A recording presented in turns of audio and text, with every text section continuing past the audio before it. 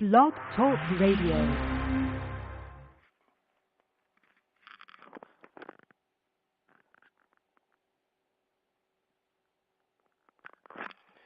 Boa noite, amigos. Estamos aqui começando mais uma emissão do True Outspeak, Sinceridade e Fato.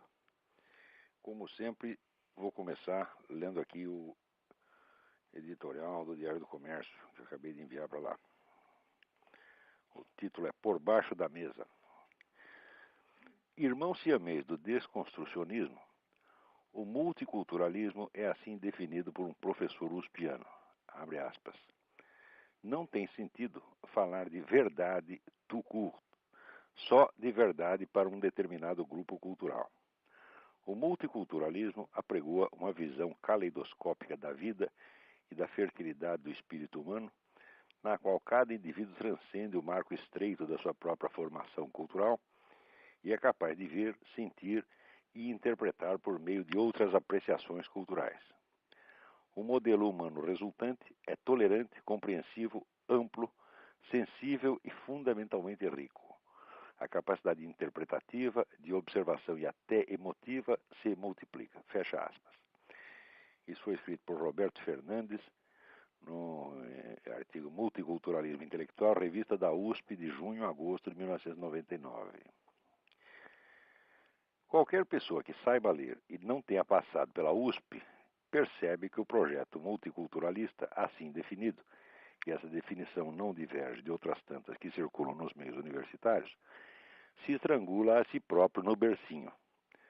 Se toda verdade está condicionada à visão de um determinado grupo cultural, ninguém pode, aspas, transcender o marco estreito da sua própria formação cultural, fecha aspas, e muito menos, aspas, ver, sentir e interpretar por meio de outras apreciações culturais, fecha aspas.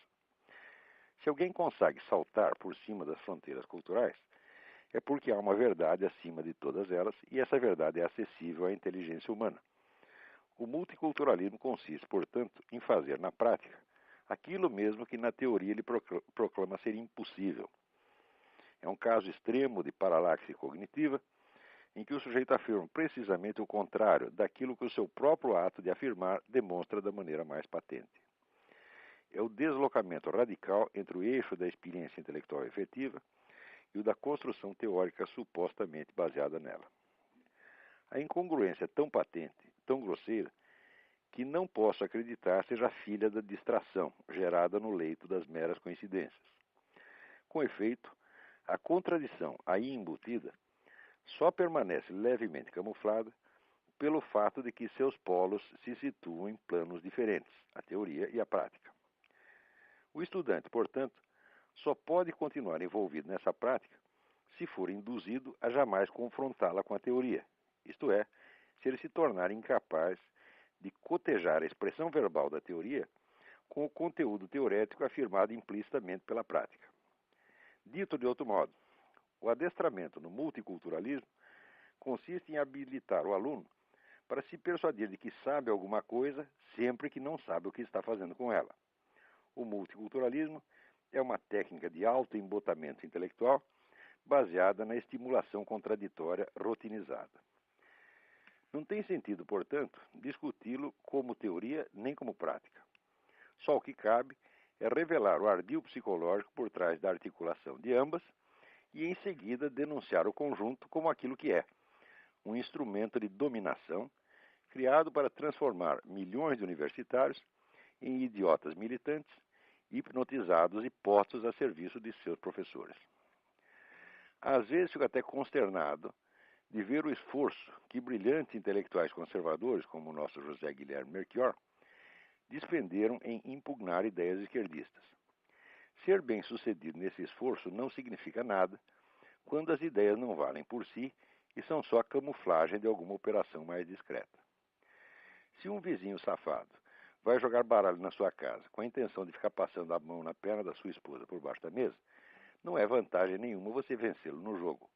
O que importa é virar a mesa e encher o sujeito de porrada. Muito bem, encher de porrada é uma ideia quase irresistível que nos ocorre quando nós lemos esta denúncia apresentada aí no Mídia Sem Máscara pelo meu amigo Ipojuca Pontes, sobre a nova tradução do livro de Fyodor Dostoiévski, Os Demônios.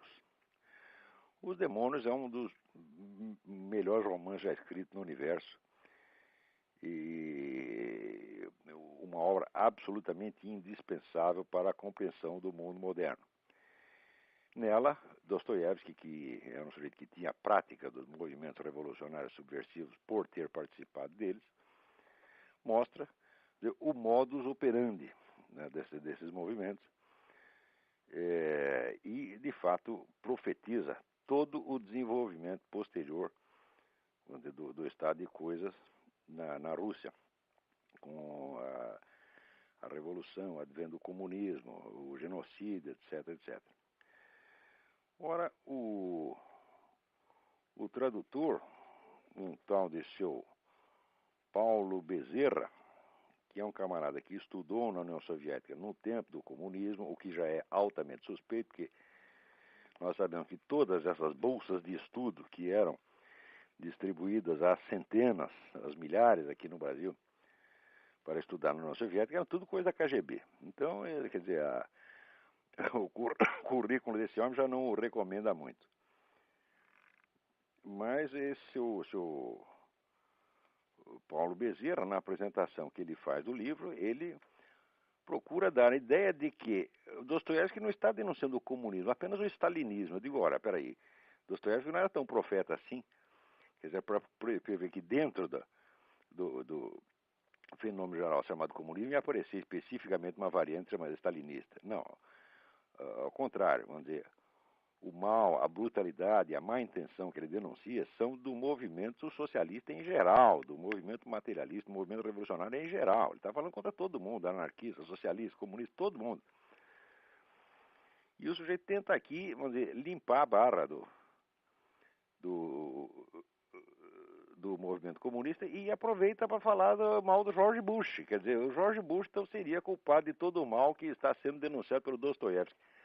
Ora, isto é de uma vigarice absolutamente intolerável. Quer dizer, o que se pode fazer com esse seu Paulo Bezerra? Cuspir-lhe na cara, né? Acho que não adianta nada, porque o sujeito tem cara de pau, nem isso vai se tocar. Né? Mas fique aqui claro que esse seu Paulo Bezerra é um vigarista intelectual de marca, alguém cujo trabalho certamente não tem valor nenhum e que deve ser solenemente ignorado. Fica aqui registrado o protesto contra essa editora 54, que confia num vagabundo desse. Tá? Quando existem tantas traduções anteriores de Dostoiévski, algumas muito boas. Eu ainda acho que aquela edição, vamos dizer, da antiga José Olímpio, que tinha uma edição em 10 volumes, ainda é o melhor. E a própria edição Aguilar, embora as introduções não sejam muito adequadas, também é uma edição boa. Então evitem a edição da editora 54. Não comprem essa porcaria. Leiam, prefiram ler até Dostoiévski, alguma outra tradução, leiam até em malaio, se for o caso, mas não comprem a edição da editora 34, que tem o serviço desse seu Paulo Bezerra, ou Paulo Vaca, que é uma porcaria. Seu Paulo Bezerra, procura outro emprego. O senhor na esfera intelectual é um verdadeiro bosta. Esqueça. Vai trabalhar de frentista de posto de gasolina, tá certo? Vai ser banqueiro de bicho, vai fazer alguma coisa decente. O que você está fazendo é uma pouca vergonha. Muito bem. Agora, uma outra coisa maravilhosa que teve aqui nesta semana é, vamos dizer, a matéria da revista Piauí. Vocês podem encontrar no site www.revistapiauí.com.br/2006/10 em letras DEZ/perfil.htm. Ou então vai só na página revistapiauí.com.br e lá dentro vocês procuram. Tem uma matéria escrita pelo Luiz Macluf Carvalho chamada O Ortodoxo. Vocês sabem quem é o Ortodoxo? É o nosso velho e inesquecível Marquês de Sade. Ele diz umas coisas aqui, mas tão fabulosas que eu custo a crer. Quando a gente pensa que ele chegou vamos dizer, no ápice da vigarice, ele se transcende, né? Ele dá uma volta por cima e consegue inventar um negócio que acho que ele mesmo não acreditaria uns meses antes. Ele, por exemplo, ele dá aqui a definição da burguesia. Prestem atenção. A burguesia é uma classe privada que tira suas vantagens através do Estado, né? Digo, bom, no Brasil, de fato, acontece isso. A burguesia brasileira, né, ela vive de sugar o Estado. Por isto mesmo, é a burguesia, como dizer, a burguesia progressista, como se chamava o antigo Partido Comunista. Ela sempre está namorando com a esquerda e ajudando esse pessoal da esquerda e paparicando, né, intelectualerdas como o próprio Emir Sader. Agora, esse negócio de ser uma classe privada que tira vantagem através do Estado, o próprio doutor Emir Sader, ele ilustra isso com a sua pessoa de uma maneira extraordinária através dessa enciclopédia contemporânea da América Latina e do Caribe, que ele dirigiu e publicou, que é um volume de 1.348 páginas, com capa dura, papel couché, e custa R$ 190. O livro, como sempre, tem um montão de patrocinadores. Aqui, Petrobras, Eletrobras, BNDES. Estão vendo? A burguesia tirando vantagem através do Estado. E também tem três apoiadores também estatais: Caixa Econômica Federal, Banco do Brasil e Ministério da Cultura. Ora, o Dr. Sader, para fazer essa porcaria, ele ficou recebendo R$ 4.000 por mês durante 2 anos, tá certo? Para fazer o quê? Para convidar os outros e os outros escreverem alguma coisa, escreverem os verbetes, ganhando, sabe quanto cada verbete? Pagar $1.700 por verbete. São 120 colaboradores escrevendo bobagem, cada um ganhando $1.700 para cada verbete. Estão vendo aí? É a burguesia tirando vantagem através do Estado. E o lançamento ocorreu no Hotel Glória, um negócio muito chique, né?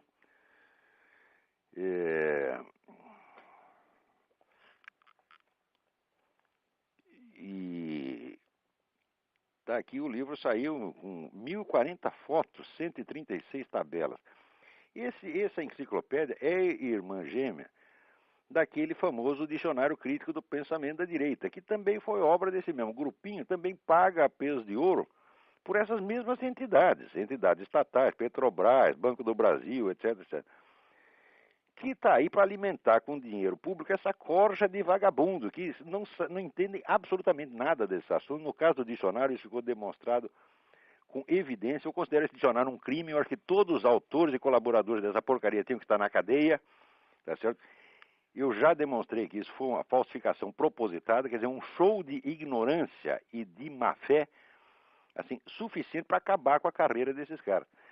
Felizmente, o Fernando Barros de Silva, que escreveu sobre o Marquês de Sader na Folha de São Paulo, ele declara que, aspas, como intelectual, Emir Sader é um zero à esquerda. Não há nada de minimamente relevante ou inspirador no que escreve.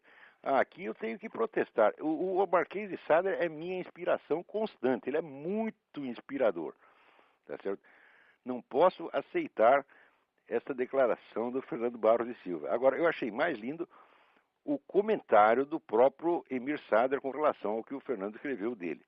Ele diz: fiquei chocado com a violência e o reducionismo. Você sabe o que é reducionismo? Reducionismo é um vício teorético no qual, vamos dizer, todos os fatores em jogo são reduzidos a um só, por um viés teórico. O que isso tem a ver com o que o Fernando Barros de Silva fez?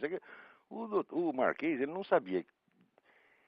Ele estava procurando alguma palavra, queria acusar o Fernando de alguma coisa, não achou nada, falou reducionismo. Né? Podia acusar de viadagem, de estelionato, qualquer coisa, não achou, não, fica reducionismo. Tá bom? Quer dizer, é um xingamento apenas. Mas o debate cultural no Brasil é realmente isto aqui. Né? Para vocês terem ideia de outro sujeito, é mais ou menos do mesmo estilo, está aqui o Fernando Moraes, dando uma entrevista ao Paulo Henrique Amorim, que está lá no site do Paulo Henrique Amorim, né? E dizendo que as pessoas não gostam do Lula porque o Lula não tem um dedo, não gostam do Chaves porque o Chaves é cafuso. Quer dizer, esse tipo de declaração absolutamente irresponsável, né? Molecagem.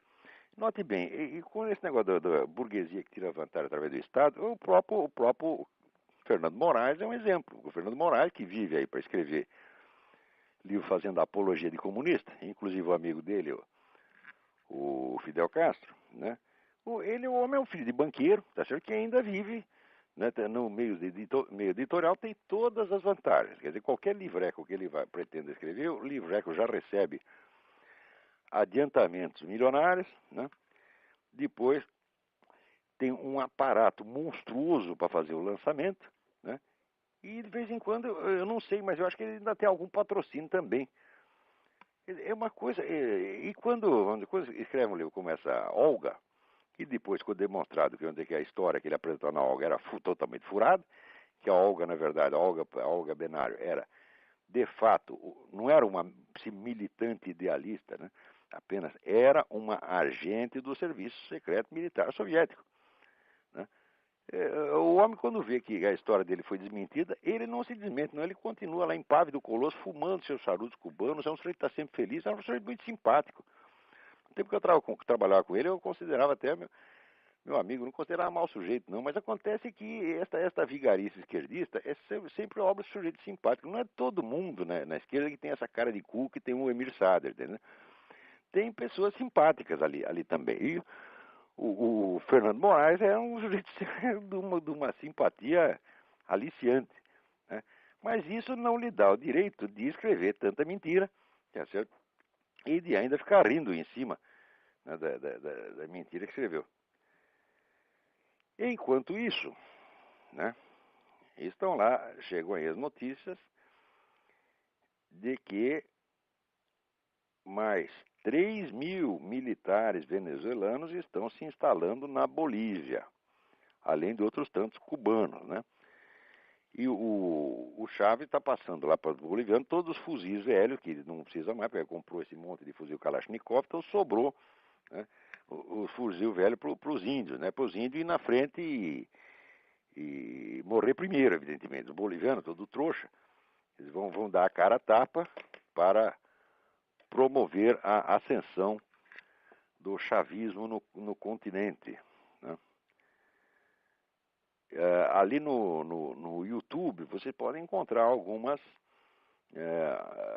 alguns vídeos muito interessantes sobre o Hugo Chávez. Vão lá no YouTube, põe o Hugo Chávez, vocês vão achar coisas interessantes. Agora, por incrível que pareça, ainda tem gente aqui na América Latina, aqui nos Estados Unidos, que vê a América Latina com aqueles olhos róseos, de que o problema é só o Hugo Chávez, de que o Lula é bonzinho, etc, etc. O embaixador Jaime Daremblum, que é um sujeito que eu gosto muito, é um homem muito honesto, muito correto, que preside aqui o Hudson Institute, ele é um dos últimos, né, apóstolos da bondade luliana aqui nos Estados Unidos, porque aqui já não tem mais ninguém que acredite nessa balela. Mas o velho embaixador ainda está insistindo nisso. Eu espero que ele mude de ideia. Agora, eu não sei se vocês se lembram, quando houve aquele problema com Mel Gibson, o filme A Paixão de Cristo, teve um monte de associações judaicas que saíram descendo o cacete nele, dizendo que o filme era antissemita, etc, etc. E na época, eu vi o filme, examinei e falei, olha, o filme não tem nada de antissemita, até tem filmes anteriores, tem o filme Barrabás, que é feito por um diretor judeu, né? O filme Barrabás apresentava os judeus de uma maneira muito mais negativa do que o Mel Gibson, e ninguém falou nada, né? Além disso, não me pareceu que a imagem dos judeus no filme fosse realmente negativa. O próprio Caifás era mostrado como um sujeito fanático, mas um homem honesto, que queria prova das coisas, quer dizer, que agiu de acordo com a sua consciência, não como um sujeito maligno, malicioso, né? Bom, acontece que quem organizava essa campanha anti-Mel Gibson era a Anti-Defamation League, a famosa ADL, chefiada pelo Abraham Fox. E na época eu escrevi um artigo que chamava Advertência aos Judeus, Aviso aos Judeus, e o aviso era o seguinte, olha, vocês não confiem muito em gente que fica defendendo vocês contra o Mel Gibson, mas ao mesmo tempo fica de namorinho com essa esquerda pró-islâmica. Tá certo? Eu disse isso, muita gente achou que eu estava exagerando, porque na época eu não citei nenhum fato. Mas agora, vou acabar de citar. Aqui nos Estados Unidos tem um eminente colunista e radialista chamado Dennis Prager, judeu. Né? Ele faz uma coluna excelente que vocês podem ler no Town Hall, TOWNHALL.com. Né? Tem a coluna semanal dele no Town Hall, que é uma delícia. Muito bem, agora juntou a Anti-Defamation League, juntou com o Conselho Americano de Relações Islâmicas, CAIR, Council on American Islamic Relations, para fazer uma campanha contra o Dennis Prager, acusando-o de ser islamófobo, porque ele escreve contra o terrorismo islâmico. Olha, veja o que é essa ADL. Isso é um bando de filhos da puta. Não se pode confiar nesta gente. Quer dizer, eles se fazem de bonzinhos, né, porque na época queriam proteger a comunidade judaica contra o Mel Gibson, como se, né, o Mel Gibson fosse Adolf Hitler, né, ou o próprio Osama Bin Laden. Tá certo?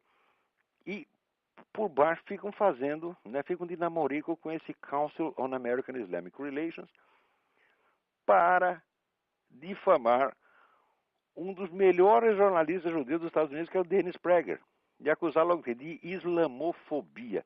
Ora, faça-me um favor, é muita cara de pau. Ainda na mesma linha de acontecimentos, o que aconteceu? Um importante representante do Hamas confirmou que teve encontros secretos com líderes do Partido Democrata. Esse Partido Democrata, ele cada vez surpreende mais. Agora, também eu descobri que naquele caso do o deputado acusado de escrever e-mails eróticos para menores de idade, o tal do Mark Foley. Bom, o Foley está aí que nem aquele negócio dos mamonas assassinos, suruba. Me passaram a mão na bunda e não comi ninguém. Porque ele não comeu ninguém, ele só escreveu uns e-mails para os moleques. Os e-mails são indecentes, evidentemente, mas que eu saiba, até hoje ninguém conseguiu comer ninguém por e-mail, né? Quer dizer, o negócio ficou na intenção eletrônica. Acontece que esse assunto já estava sendo acompanhado mais ou menos pela tal da Comissão de Ética do Congresso, a comissão bipartidária, e alguém vazou a informação para os outros caras do Partido Democrata para eles poderem fazer barulho e tirar vantagem eleitoral disso aí antes que a coisa acabasse de ser investigada pela Comissão de Ética. Daí fizeram aquele bafafá tremendo em torno do Mark Foley, o sujeito perdeu o mandato, se desgraçou todo, tá certo? Sem que, vamos dizer, houvesse nenhuma prova, exceto de intenção. Porque, olha, todo mundo tem o direito de ter os desejos que quiser, e de fantasiar o quanto quiser, tá, né? O que não pode é fazer. Quer dizer, ele pode desejar, os moleques podem até dizer que deseja, mas se comeu, aí é um problema, né? Mas ele não precisou nem comer, não pensou em comer, pronto, já, né? Porque você sabe que ser viado é bonito se você for de esquerda. Se for viado direitista, tá ferrado, como estão ferrados todos os viados em Cuba, né? Quer dizer, o tratamento dado aos homossexuais em Cuba é uma beleza. Quer dizer, os caras pegam AIDS, eles isolam. O sujeito é posto dentro do hospital, nunca mais sai de lá, nunca mais vê ninguém. Enquanto isso, o bebê anencéfalo aí no Brasil já está com 27 dias de vida. Era para ser morto. Provavelmente vai crescer, a menina tem reações de um bebê normal. Você consegue segurar o dedo da mãe, né? Mama direitinho, não está faltando nada para ser um bebê normal. Quem anormais são esses médicos que querem matar todos os bebês à mera suspeita de que eles não vão poder viver. Que já é um homicídio preventivo, ela não pode. Ele não vai viver, então vamos matar já. Tá certo? Pode aplicar a mesma coisa para eles, vocês vão morrer um dia, então por que não matar já? Né? Agora, e na Inglaterra, né, que é um país que está ficando cada vez mais louco, já estão propondo a eutanásia dos bebês, depois de nascidos. Quer dizer, nasceu, está doente, defeituoso, liquida. Isso é exatamente o programa do Hitler. O Hitler fez isto. Aplicou isso na Alemanha. E por que nós temos o horror do Hitler agora, quando os ingleses fazem, nós achamos lindo? Agora, para não dizer que está tudo perdido, a entidade, uma das entidades que estão por trás de toda essa disseminação de ideias monstruosas nos Estados Unidos e no mundo, que é a Planned Parenthood, que foi a madrinha dessas vagabundas, dessas católicas pelo direito de decidir, católicas o caralho, cá entre nós. Quer dizer, são pseudo-católicas, mentirosas, vigaristas, entendeu? Eu escrevi contra ela, aquela católica é uma ova, está mentindo, pô. Isso aí é um estelionato, né? Estelionato publicitário, eles fazer de católica, né? A pessoa, eles são satanistas, têm culto satanista, e publica até isso na própria revista, e depois aluga uma sala no edifício da Arquidiocese, e do edifício da CNBB, e por isso diz que é católica. Eu digo, se isso não é estelionato, porra, se isso não é estelionato, eu sou o doutor Emir Sader, porra. Né? Agora, essas vagabundas estão tudo aí à solta, se enchendo de dinheiro, inclusive do governo, tá certo? Para ensinar coisas lindas como aborto, eutanásia, etc, etc, e dizer, tudo isso é muito cristão. Agora, a entidade madrinha dessas vagabundas, que é a Planned Parenthood, está realmente afundando, porque ela tinha um monte de clínicas de aborto aqui, e vamos dizer, isso aí, essas clínicas baixaram de 938 para 817.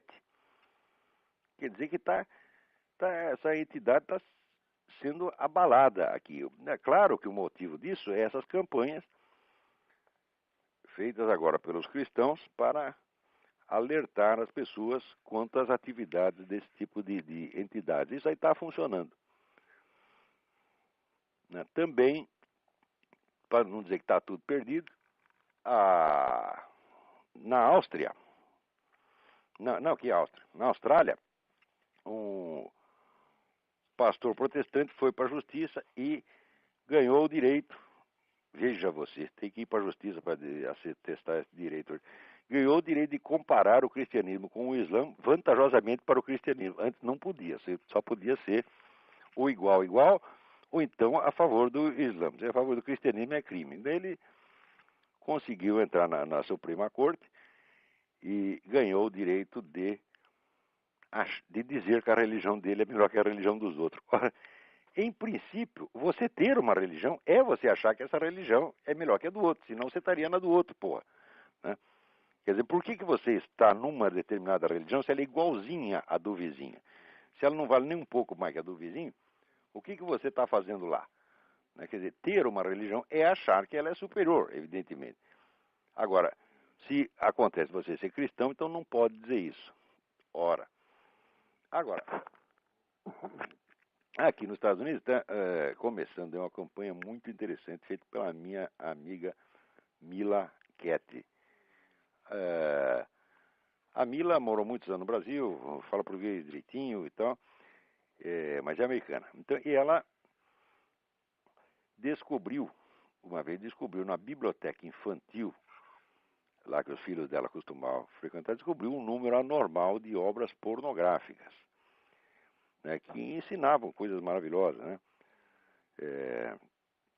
para as crianças, a prática do sexo oral com elefantes, etc, etc.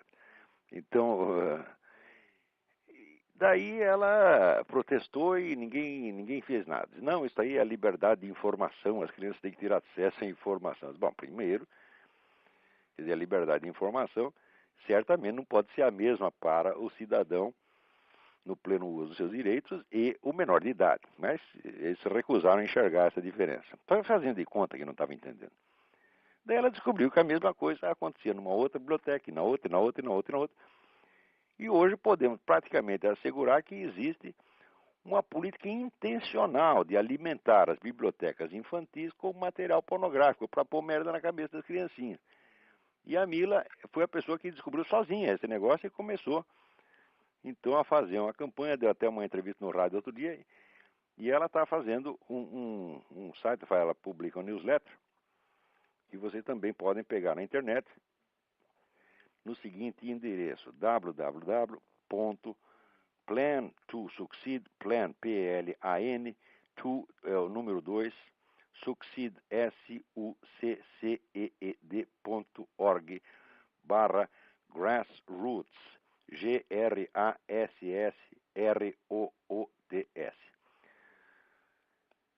Se tiver alguma dificuldade, ponham simplesmente a expressão, põe no Google a expressão Grassroots American Values. E vocês vão achar este site. É um trabalho muito, muito bonito, muito meritório que a Mila está fazendo. Parabéns, Mila. Vai em frente. O futuro das crianças aqui da América e talvez de outros países, inclusive o Brasil, depende do esforço de gente como você. Muito bem, vamos ler aqui uns e-mails. Aqui uma carta de Miracatu, Josué Modesto Passos. Uma estapafúrdia decisão do Superior Tribunal de Justiça decidiu que as autoridades fiscais podem fazer uso das informações bancárias do contribuinte, pelo pretexto de que ocorre apenas uma inocente, aspas, transferência de informações guardadas pelo banco à autoridade fiscal, que tem o dever legal de manter em sigilo os dados obtidos. Rai, mas o que é isso? Se já foi lá, já olhou, que sigilo é este? Quer dizer, antigamente quem tinha o direito a sigilo era o banco. O governo não tinha o direito de entrar lá. Agora, o governo diz, não, eu posso entrar porque eu guardo segredo. Ora, vai lamber sabão. Isso é a prostituição da linguagem. Isso quer dizer que a violação de segredo torna-se o quê? Proteção do segredo. Né? Então, assim, no Brasil já não existe mais sigilo bancário. Para mim, isso aí não me afeta pessoalmente, porque o dinheiro que eu tenho no banco é absolutamente ridículo. Pode saber. A única coisa é que eu tenho vergonha de mostrar, né? Mas se eles quiserem ver, tá, pode ver. Tá?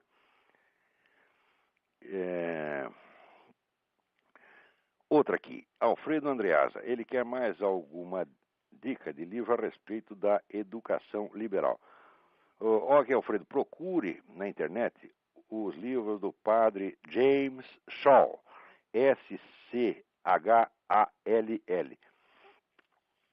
Eu acho que a pessoa mais lúcida, um dos autores mais criativos nessa área de educação liberal, não deixe de ler os livros dele, e daí você vai pegar algumas muito boas indicações de leitura. Tem um livro dele que chama-se Another Sort of Learning, quer dizer, um outro tipo de estudo, de escolaridade, de aprendizado.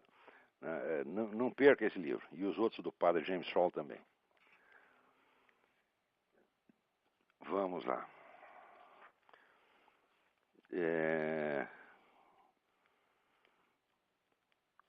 Aqui. O senhor comentou que o John McCain, virtual candidato republicano à presidência, é um Rhino. Rhino quer dizer Republican in name only. Eu gostaria de saber, por exemplo, se o ex-prefeito de Nova York, Rudy Giuliani, também o é, ou se ele gosta da confiança dos conservadores. Ora, no momento, nenhum dos candidatos que apareceram por aí são da confiança do movimento conservador. O McCain, todo mundo, você fala para o McCain, qualquer conservador, todo mundo diz que ele é maluco, ele é louco. Entendeu? Você não se sabe o que pode esperar do McCain. Quanto ao Giuliani, o Giuliani em muitas coisas, ele é mais liberal, mais esquerdista do que esse pessoal do Partido Democrata. O que é possível é que apareça aí uma candidatura do Newt Gingrich, que foi presidente da Câmara, né, e Speaker of the House. Speaker of the House é o sujeito que fala pela Câmara toda, né? Vamos dizer, é um cargo de enorme importância psicológica aqui, porque é o sujeito que personifica a Câmara dos Deputados. O Gingrich foi um grande líder, não, e era um dos caras mais odiados pela esquerda, justamente por isso, por ser um sujeito de um talento extraordinário.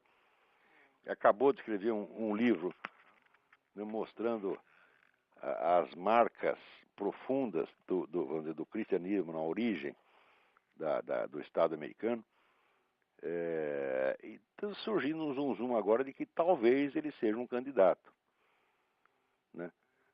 Tem outros candidatos possíveis, são o Bloomberg, né?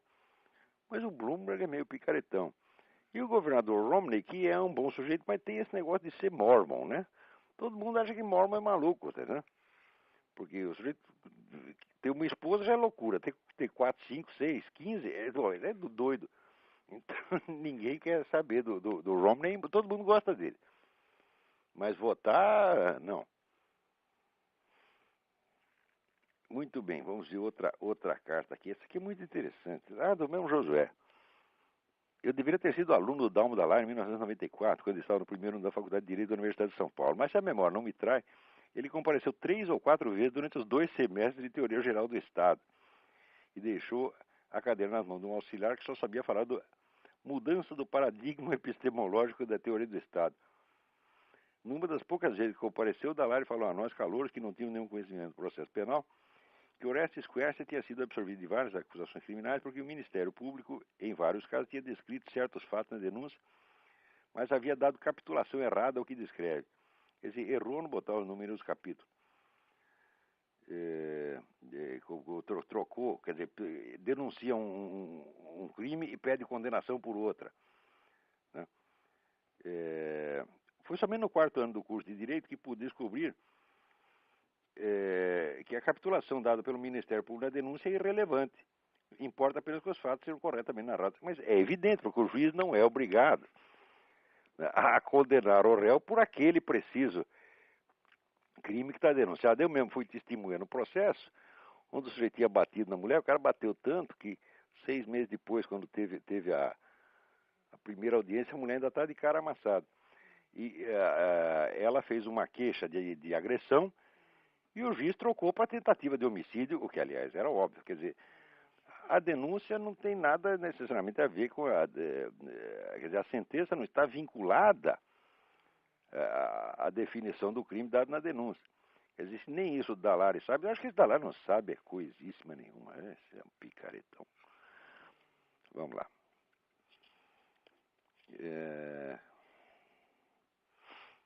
Parabéns pela excelente iniciativa do Talk Show. Aqui é Carlos Cossa.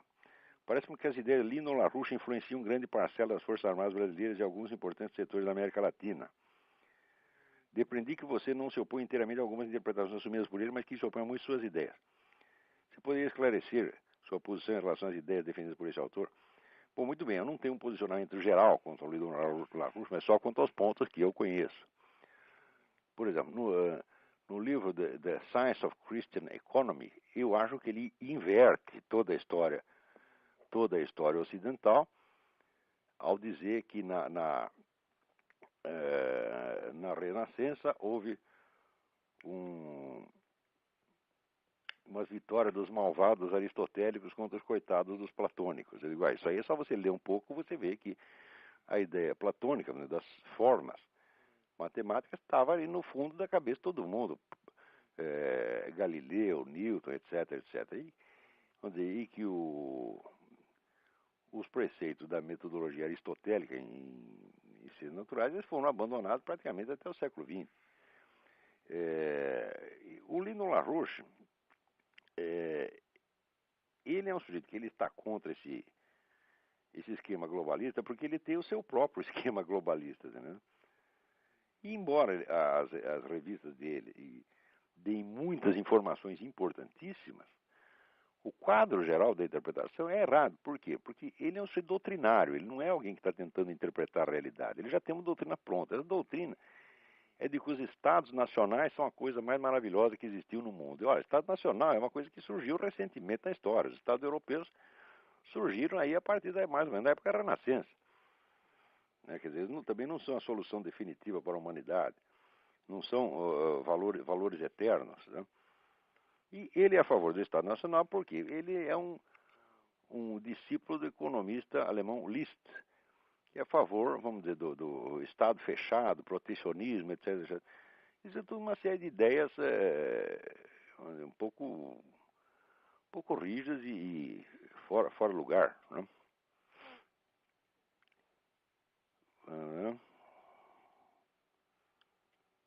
Tá aqui. Essa aqui é a carta interessante. André Pacheco. Fiquei indignado com os artigos que li do Sr. Júlio Severo, mostrando ser uma pessoa que gostaria que o Estado coibisse qualquer tipo de manifestação que seja contrária às Sagradas Escrituras. Então ele quer saber qual é a minha opinião. Se eu sou a favor dessa teoria do Júlio Severo, vai ser radicalmente contra. Mas se o Estado vai proibir tudo aquilo que a Bíblia condena, não vai haver espaço para mais nada. Quer dizer, você não tem. Quer dizer, se você, ao cometer um pecado, você já tem a punição espiritual, possibilidade de você ir para o inferno, e você, em vida, você já vai para a cadeia, diz, mas que é isso, porra? Daí é um duplo inferno. Quer dizer, isso aí eu não posso concordar. O Júlio Severo, meu amigo, gosto muito dele, mas não posso concordar com ele de maneira alguma. Quer dizer, é a ideia de um Estado totalitário opressor. Mas veja como são as coisas, são paradoxais. Quem está sofrendo perseguição do Estado totalitário opressor é o Júlio Severo. Quer dizer, o Estado brasileiro está fazendo uma desgraça na vida dele, perseguindo, né, violando a intimidade, dando palpite, queria até tomar o filho dele porque ele quis fazer homeschooling para o filho. Quer dizer, o que é isso? O Júlio, vamos dizer, ele pode ter uma ideia totalitária, uma ideia hipotética, que nunca vai ser levada a efeito. Mas ele está sofrendo aí uma opressão totalitária, de fato, na realidade. Né? Então, olha aqui, o André, do que depender de mim, esse Estado que coíbe tudo que é proibido nas Sagradas Escrituras não vai existir jamais. Se depender de mim, não. Eu espero que jamais exista uma coisa dessa. Vamos ver o que mais aqui. Bom, vamos ver se tem alguém na linha aí esperando. Tem. É Fábio. Alô? Alô? Alô? É o Fábio? Isso. Tudo bem? Tudo Alguma bom? dúvida aí? Isso. Alguma pergunta? Então, Olavo, você escreveu um artigo que você falava sobre o Mirapena e também sobre o Mário Ferreira dos Santos, não é? Isto. Grandes Eu brasileiros. estava buscando a biografia dele e no Wikipedia, não sei se confere, e você o conheceu, conhece mais a obra dele, ele é tido como um anarquista. O que seria exatamente isso? No começo ele nunca foi um militante anarquista, mas ele era um simpatizante anarquista, mais por amizade. Né? Inclusive, eu estive no Centro Anarquista em São Paulo, e todos aqueles velhinhos anarquistas, você falava do Mário, eles choravam, né? Tem muita saudade dele, porque ele defendeu muito as teorias do Proudhon, teorias econômicas do Proudhon, contra os Sim. marxistas. O famoso debate entre ele e o Caio Prado Júnior, que o Caio Prado ia apresentar a concepção de Marx e eles do Proudhon. Então o Caio Prado falou primeiro. Quando terminou a conferência do Caio Prado, o Mário levanta e diz, olha, a concepção de Marx não é essa não é como você explicou. Então eu vou fazer a sua conferência de novo e depois eu faço a minha. E o pessoal comunista jamais perdoou, queriam jogar bomba na gráfica anarquista. Né? E o Zelinho contava esses episódios e sai com lágrimas nos olhos de saudade do Mário. O Mário nunca foi um militante deles, mas foi muito leal a eles. Né? O Mário não podia ser um anarquista total pelo fato de que ele era católico, ele era um discípulo de Santo Tomás de Aquino. Né? E também não era, vamos dizer, um tomista no sentido escolar da coisa, um tomista de estrita observância, mas absorveu muitas obras de Santo Tomás de Aquino. E no fundo das contas, ele era um escolástico, né? Não um tomista no sentido moderno, mas eu acho o Mário um dos grandes escolásticos da história. Então ele foi e não foi anarquista, foi um simpatizante, foi um amigo do movimento anarquista. Isso responde a sua pergunta? Não, é porque ele disse que no final da vida ele conseguiu inventar, não sei se foi, um tal de anarquismo cristão. E ele teve uma interpretação muito própria da obra de Nietzsche. É isso? Não, peraí, isso é confusão. Pô.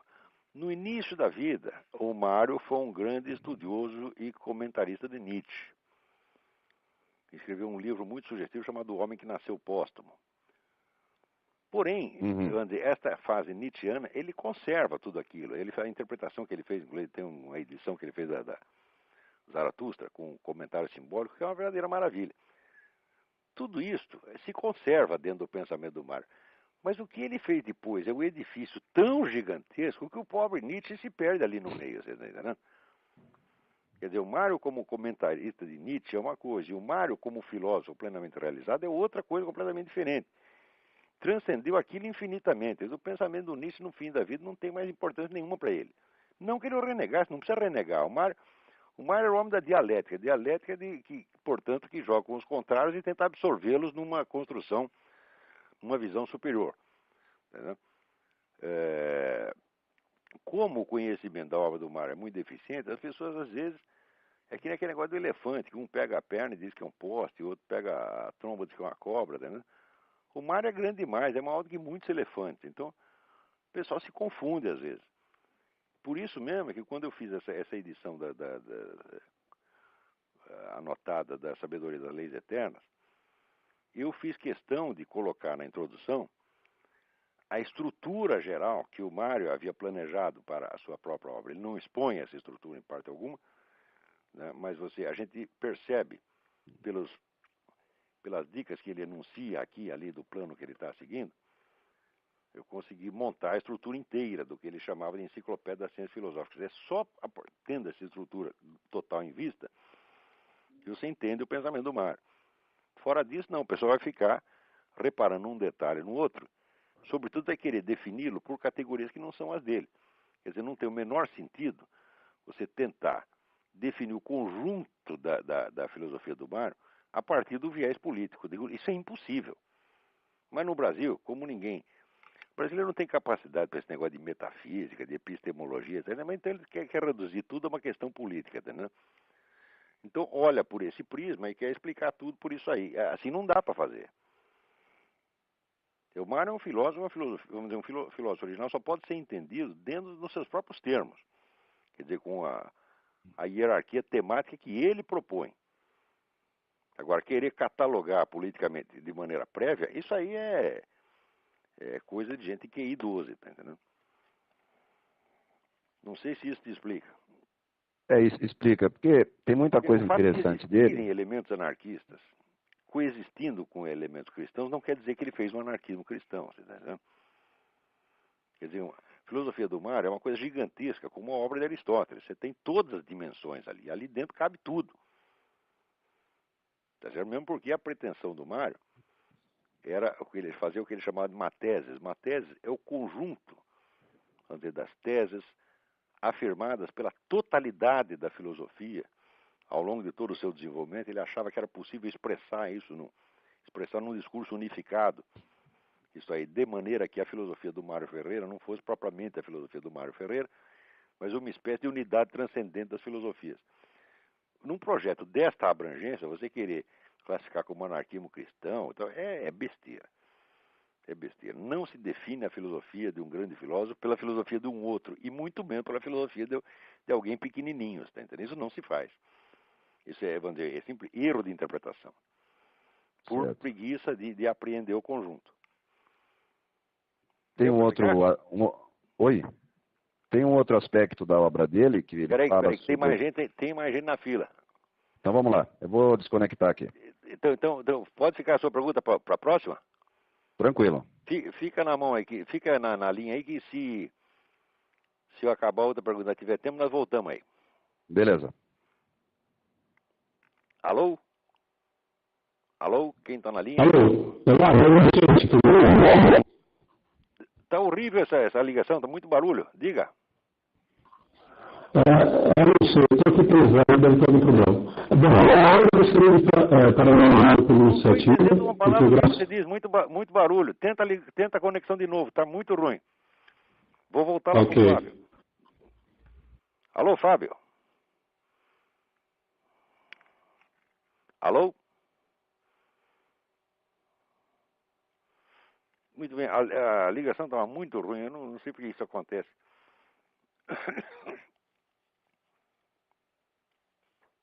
Mas, enquanto isso, vou respondendo aqui um outro e-mail. Alguém me pergunta, por que sujeitos esquerdistas encaram o comunismo como algo diferente do socialismo?